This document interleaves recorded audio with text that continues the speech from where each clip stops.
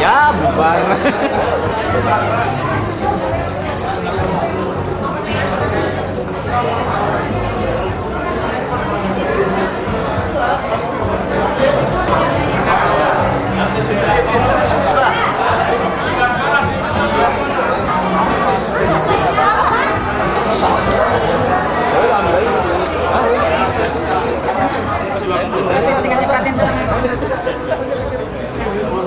Bang, mana Bang? Ini Pak.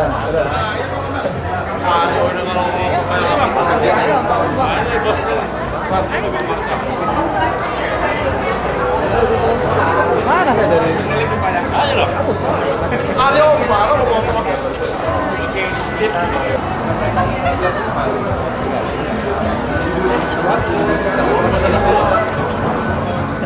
Nanti mimpi loh sampai rumah. Bang. Ya, ayo. Sini. Iya, Balikin aja ke situ deh. Dia nge.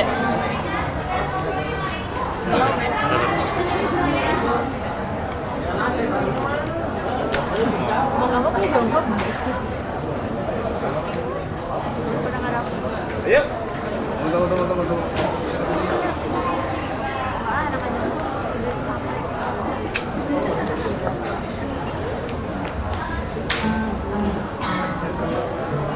Kita ternyata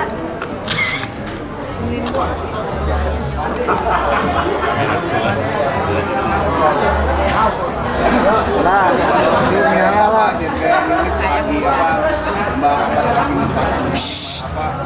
dia jadi kayak gini kan, jarang diangkat nih, mulai ngangkat jadi kayak begini kan, mulainya awalnya apa intinya dasarnya?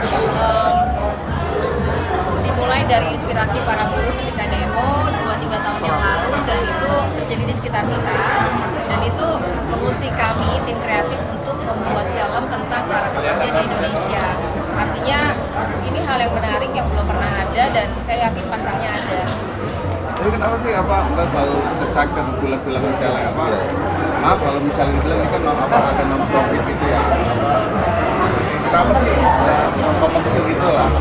Ada hal yang lebih penting ketika membuat film dengan budget yang mahal dan waktunya lama. Semua butuh proses, dan kami menikmati proses itu. Sayang aja kalau uangnya mahal, bikin filmnya ngasal dan nggak jadi apa-apa. Film ini bisa menjadi arsip sejarah 20 tahun ke depan ketika orang-orang ingin tahu kondisi buruh di Jakarta di Indonesia tahun 2013 ini loh. Jadi artinya ini bisa investasi karya, bisa dipakai kapan aja, dan buat saya itu penting. Iya betul. Artinya penonton penting, ya balik modal penting, tapi yang lebih penting adalah membuat film ini tersosialisasi dengan baik, dan kami bekerja dengan baik dan benar untuk membuat film tentang buruh di tahun ini. 1 tahun, jadi saya datang ke beberapa serikat buruh, ke beberapa pengusaha, datang ke rumah mereka, ke tempat mereka kerja, saya interview, googling juga di internet selama setahun lah, kumpulin data sampai akhirnya banyak rekaman peristiwa yang kita pakai di film ini. Jadi di film ini semuanya nyata, ada berdasarkan peristiwa yang kita riset selama setahun. Nangis? Ya, akan alami kita. Ya, saya rasa ini ya, yang pertama kita bangga di buatan Indonesia, yang kedua film ini punya karakter, menceritakan bukan hanya realitas tapi juga aktualitas gitu. Dan itu tadi kita bersama teman-teman dari Perpustakaan Buruh nonton bareng, dan memang apa yang diungkapkan itu persis apa yang terjadi lah. Dan walaupun tidak ada kesimpulan dalam film itu, tapi kita semua yang nonton itu punya kesimpulan, dan kesimpulan itu memang ada pemihakan kepada orang-orang yang lemah gitu. Jadi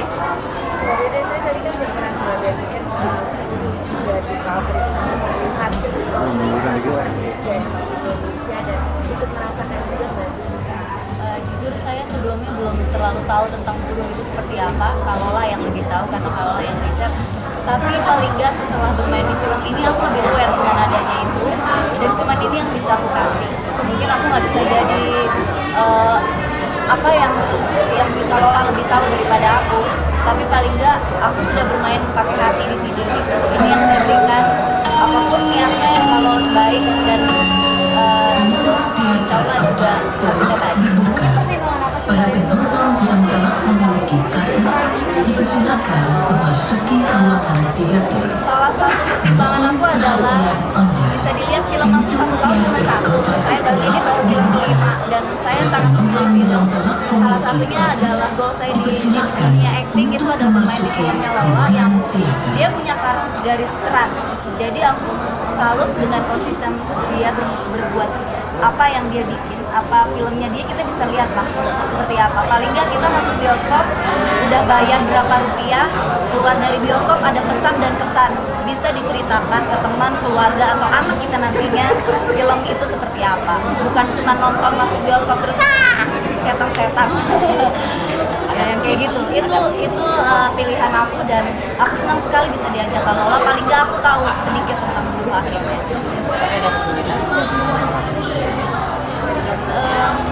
Ya pasti sulit karena ini jauh sekali berbeda dengan kehidupan sehari-hari. Tapi balik lagi kita semuanya kan buruh, cuma cara kita bekerja aja yang berbeda.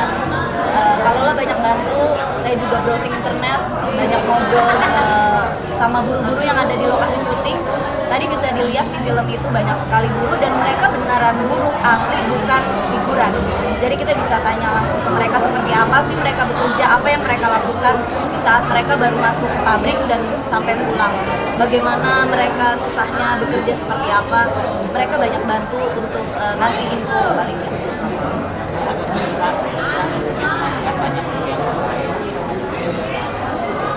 Film ini berjalan natural dan real, jadi memang ketika mereka kerja kita syuting, jadi kita nggak mengganggu mereka kerja. Dan saya kepengen film ini real, se-real-realnya gitu, sesimpel-simpelnya memang seperti itu. Saya nggak mau ada rekayasa, saya nggak mau ada ngarang bahwa ini memang benar realitas. Saya nggak mau bohong, dan film ini semuanya jujur. Padahal selain apa, bakal mendukung juga ngasih apa buat film kayak gini bakal mendukung juga. Oh ya, saya rasa ya kita mendukung teman-teman yang punya keinginan membangun perfilman Indonesia ya. Saya punya banyak teman juga yang memang alhamdulillah akibat mereka seperti Mbak Lola ini akhirnya perfilman nasional nggak kalah kan sama perfilman impor gitu ya. Dan saya rasa memang orang Indonesia hebat-hebat pada ini. Saya percaya itu. Kita harus dukung, kita harus tonton film-film dari orang Indonesia. Ya. Lagi pesan di sendiri Pak, pesan film itu sendiri gimana Bapak ngeliatnya? Ya, saya bilang tadi film itu tidak ada kesimpulan apa-apa, tapi semua yang nonton bisa menyimpulkan. Ya, ada film yang happy ending atau tidak happy ending. Ya, kalau ini tidak ada itunya, tapi semua orang yang nonton punya kesimpulan. Saya sendiri saya yakin punya kesimpulan dan secara umum kesimpulan itu mengarahkan kita untuk punya empati dan memperjuangkan orang-orang yang lemah. Saya rasa film ini layak untuk ditonton oleh para pengusaha HRD ya, kemudian juga untuk para buruh tentunya, bahwa ternyata teman-teman buruh itu didukung oleh para artis. Perjuangan buruh itu tidak sendirian ternyata, telah resonansi kepada banyak pihak, salah satunya kepada orang-orang perfilman kayak Pak Lola. Rasa itu. Oke, yuk. Terima kasih. Terima kasih Mas ya, makasih ya.